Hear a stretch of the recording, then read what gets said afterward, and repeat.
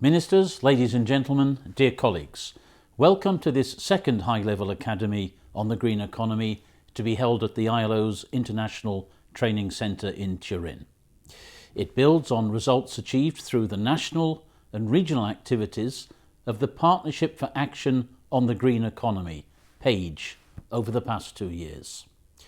Since the first academy, two extremely important developments have taken place. In September last year, the United Nations adopted the 2030 Agenda for Sustainable Development, and then in December, the Paris Agreement on Climate Change was also adopted.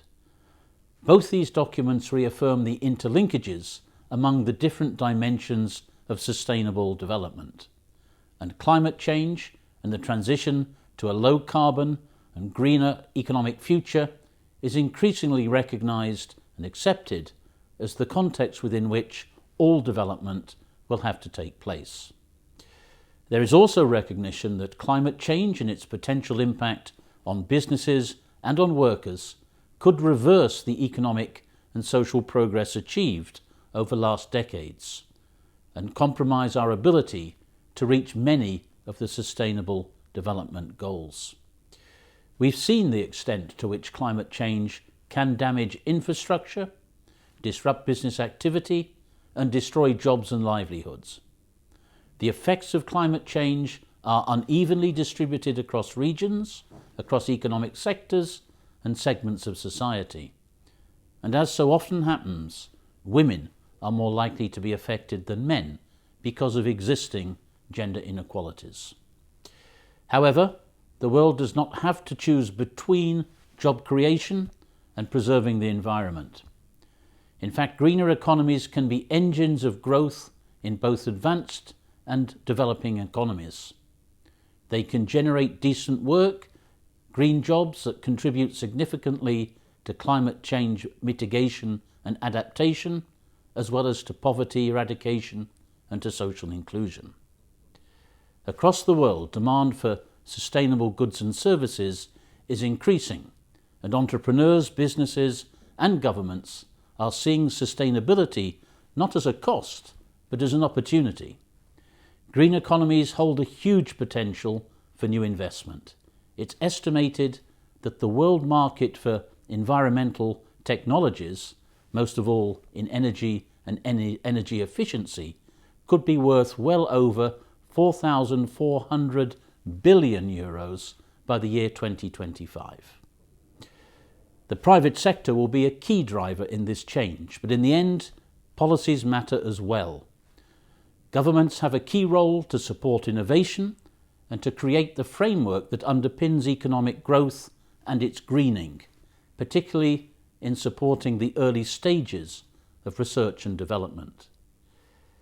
The transition to a green economy could generate up to 60 million additional jobs over the next 2 decades. And we must strive to make those jobs both green and decent, and not only in terms of income, working conditions, rights and social protection, but also in their contribution to economic growth, sustainable development and poverty reduction. From the ILO's own perspective, the transition to a green economy will only succeed with the active engagement of the world of work, the governments, employers and workers who must play their role as active agents of change. And indeed, we have been working closely with our constituents, promoting effective social dialogue to create the conditions for a just transition for all. Last year, the ILO's governing body approved the guidelines for a just transition towards environmentally sustainable economies and societies for all, and the Green Initiative is one of the ILO's centenary initiatives. These will be fundamental in shaping our agenda as the organisation enters its second century in 2019.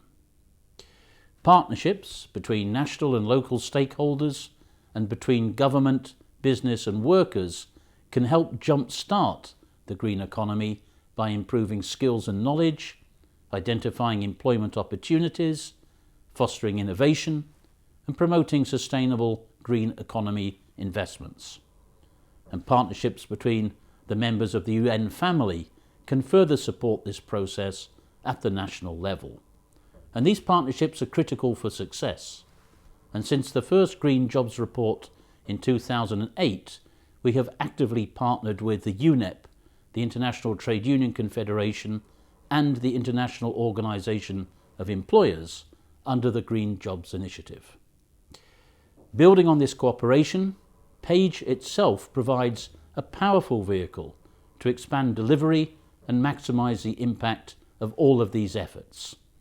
The Global Academy on the Green Economy offers a unique opportunity to bring together ministers of the environment and ministers of labour, as well as other high-level government representatives and our partners in PAGE, and it thus facilitates the needed global exchange of experiences and peer-to-peer learning.